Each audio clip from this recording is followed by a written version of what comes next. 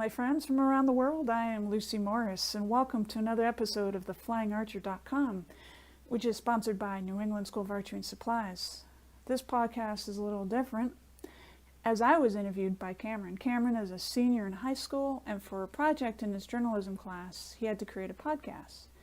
Cameron asked me to be a guest on his podcast that he was producing, and I was very honored to accept. Cameron is also a level 1 archery instructor, an avid archer, and he started an archery club at his high school. What you can hear next is the podcast that Cameron produced, and please sit back, enjoy, and just have a good time. I'm here with archery instructor Lucy Morris. Lucy, could you tell us a bit about yourself and how you first got into archery? Hey, Cameron, thank you so much for asking. I'm very excited to talk with you today.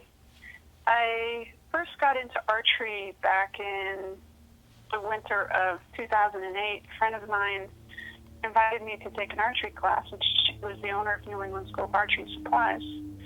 And she'd invited me over, a few years before that, but finally my schedule had opened up on Sunday, so I took her up on her offer and went to Bow, New Hampshire, to the Bow Park and Rec, and that's where I started taking archery.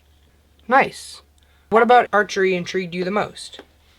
I think it was a combination of things. I had found an exceptionally top-notch coach who had been teaching archery since she was not teaching archery, but doing archery since she was 6 or 7 years old, and at that time she was in her late 50s, and she really knew how to work with people, and the people in the class were just fun to be around. So the environment itself was awesome. And when I first did my first shot, I found myself very awkward, not coordinated, but there was a real thrill, when you just let go of the arrow and it hit the target, and I just found it just fascinating. And I'm not really sure why, but I was just excited to go every Sunday to class. And unlike the folks in my class who are watching each other, comparing with each other, and getting upset if someone else is doing better than them, I just kind of ignored that, or didn't even pay attention to that. And I think that's why I got good at shooting faster than most of the people in my class. But it was very calming. I'd almost say meditative. It put me just in the moment, and it was just fun. I don't know. It's just very intriguing. How long have you been teaching archery?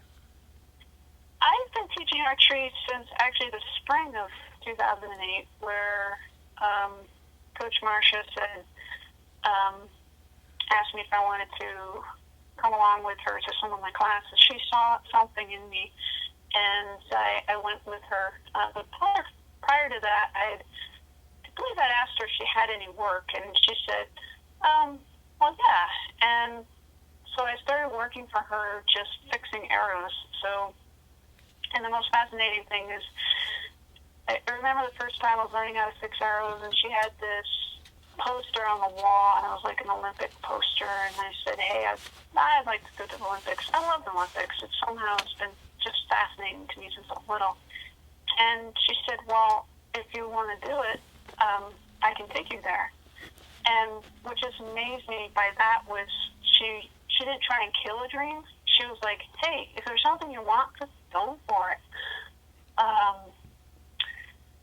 And then I was taking classes, and then she invited me to come and help teach. And then May, June of that year, I got certified as a level 1 and level 2 coach. How many classes do you teach per week? That's a good question. That really varies on the time of year. During the summer, we're booked solid 12 or 14 classes a week, starting in not quite that much in May, but it gets pretty crazy. In June, now these are group classes. In June, we're pretty much booked doing instructor training. So I think we certified 120 or 130 instructors last June, and the previous June, and the previous June, and the previous June. We also now have private lessons, high performance lessons, and also performance coaching. Because archery is way more than just pulling a string back and letting an arrow go. Actually, that's exactly what you're doing, but in the process, you gain confidence, stress release, be in the moment, and these are all really good things to do to help with your own health. When you reduce stress, you reduce your risk of getting sick, and so archery is really a good place to go and unwind and be healthier. What's your favorite thing about being a coach? Teaching you, Cameron. Oh, my favorite thing. No, I really do enjoy working with you. You're an amazing student and an aspiring instructor, and very good at working with people. Anything like one favorite thing, or? Yeah. Do you have more than one favorite thing? Probably. Okay, then your favorite things. I think I really love seeing the excitement when people come to my class. I have a class in Andover, Mass. that I just came back from, and there's these two boys, they're like just 8 years old. Whenever they see me, they come running, and like I don't have any other job where people come running. When I show up to work, and I love seeing how people, they start shooting and they start forgetting about the world, and their confidence grows and the stress goes away, and they just feel a whole lot better about themselves. And I think I enjoy working with youth because they forget that I'm older than them, and they relate to me as a person. I know that may sound weird, the kid talking to me as a person, but they'll ask me questions about the shooting, or maybe how they felt about they might be upset about something, but they'll tell me rather, and so it's very precious. They let me be to guide them, to coach them, and I think a really important thing is to realize that people are sensitive, that when you're coaching, you also have to give people positive reinforcement. There's also times to be really direct, but if somebody's shooting and you try to correct 20 different things on their form, they may actually get overwhelmed and not really enjoy it. But it's really, give them one thing to work on, watch them work on that. If they're improving, then come back and, reflect it back to them that they've improved on it. I also find that when I teach, it's really the one time during the day, or 2 or 3, 4 times during the day, if I'm teaching multiple times, that I'm completely in the moment.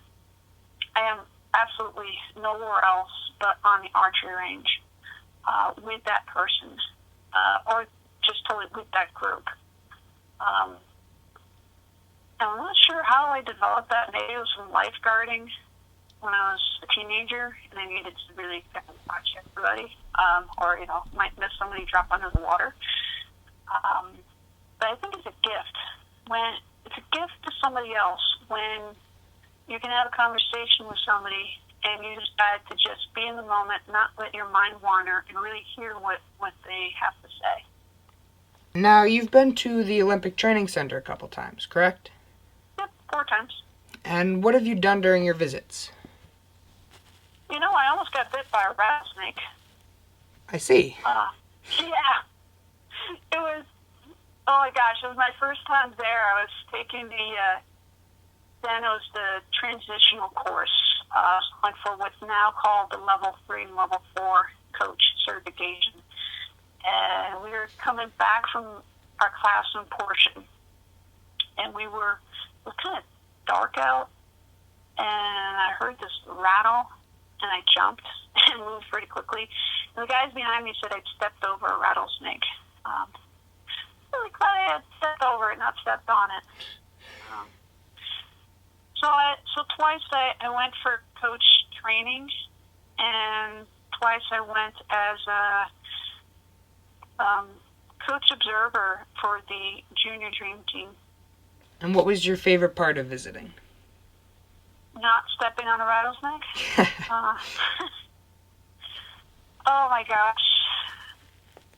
You know, the Olympic Training Center is, my experience there is the one place where people are not told, no, you can't go for your dreams. And you can feel it. It's in the atmosphere. You know, people overcome hurdles, different things in their life to get the point to, say, be a resident athlete there, or to go there to do different competitions.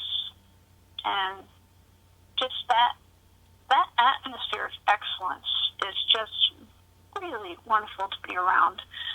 When I was at the Olympic Training Center in Colorado Springs, which is where I believe the resident athletes for the Paralympic folks are, I think. And so there are folks who, you know, had synthetic legs or different, you know, what in the regular world we may call disability. But these folks were just so, like in the cafeterias where I saw them, just so part of the whole community and so going for their goals. And it just, gosh, it was so inspiring. It was inspiring because there was no negativity about it. It was like accepted by the culture of the place. And I was like, I wish that our society was more like that everywhere. Another instance is where was I? I'm not sure if it was Colorado Springs or Chula Vista, the two different Olympic training centers I've been to, but it was Chula Vista. So I was sitting at the computer, and somebody was sitting next to me. There's a place where there's a couple of computers that are just open for use, and the person next to me asked me, what I was doing there, and I was talking to them. I told them, and I'm like, if you want to become an Olympian, go for it. And it was just like real, not like ha ha ha. You can't do this, or it's a far-fetched dream. And I didn't ask them about it either, really. But just to have that kind of conversation, like, go for it, go for your dream. And there is not a dream. It's like people are going for some pretty amazing goals, and it's just kind of like accepted. It's just really amazing. My other thing would be the coaches that we had. I would call them my original three. Stephen Cornell, Dee Fox, and Jim White were the three coaches that I originally worked with for that first time at the Olympic Training Center, including the Olympic coach and his wife. And just that team of coaches was just absolutely phenomenal. And then another time when I flew back to the training center a couple of years later, and the Olympic coach remembered me. I'm like, that's just so cool. It's just all so awesome. I recommend anybody who gets the opportunity to go take a class at the Olympic Training Center. It's so worth it. And what do you consider to be the biggest benefit of learning archery? The biggest benefit of learning archery is reduction in stress, learning to be in the moment again, relaxation, building confidence. It's also, when you pull the string back over to the lymph nodes, allow the lymph nodes to drain. So it's a health benefit too. So, and I put these points because I watch it in people, that they become less stressed, become more focused, more in the moment, and relaxed. And I interview high performance coaches and archers on my podcast at theflyingarcher.com, and they talk about how they stay in the moment when they're shooting, and really what they're related to is meditation. And how to relax and not let things get to them. So when you're able to learn that, to let go and be in the moment and have fun, it overall helps your own health. So, What is the biggest challenge in learning archery? I would say probably sometimes the biggest challenge is allowing yourself to make mistakes and be okay with it. A lot of people are very self-critical, and more adults probably because we've have been through a lot more than kids. But I think once you get through that and allow yourself to learn, allow yourself to know that mistakes are okay, to just focus on the next arrow and to not think about the arrow that didn't go where not to focus on the arrow that went, say, way off into the grass. To go, okay, what am I going to think about next? Not to be critical on what just happened. I think that can be a real challenge, but I think it's a challenge when you overcome that.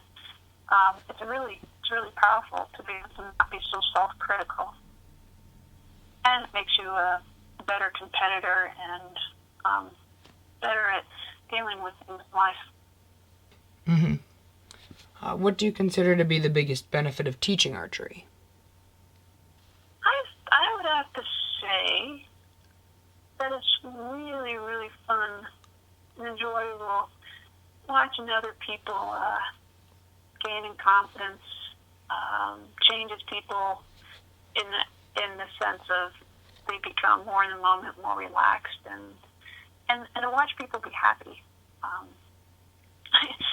I don't know how many adults don't smile, probably a lot of adults don't smile, but when I come to my classes, there's generally a lot of smiling going on. And occasionally people get kind of grumpy about something, but that's okay.